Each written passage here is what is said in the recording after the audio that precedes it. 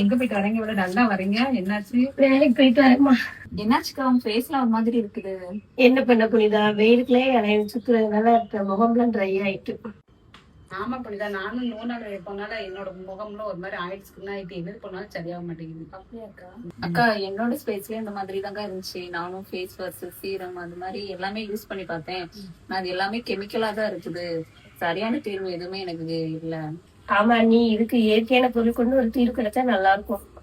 ஆமாக்கா, நம்மளுக்கு கெமிக்கலே இல்லாம ஒரு இயற்கையான பொருள் கிடைச்சா நல்லா இருக்கும். நம்மளும் ஃபேஸ்ல யூஸ் பண்ண தைரியமா யூஸ் பண்ணிக்கலாம்.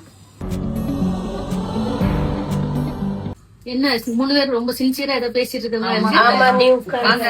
உட்காருங்க. ஆமா, நீ இந்த முகத்துல என்ன வெடிஞ்சிருக்கலாம், அதான் இயற்கையா ஏதாவது தீர்வு கிடைக்குமான்னு பேசிட்டு இருந்தோம். அத்தை, உங்களுக்கு இயற்கையான தீர்வு ஏதாச்சும் தெரியுமா? ஏன் இல்ல, பாட்டியின் ரகசியம் கூடிய விரைவில் உங்களுக்காக.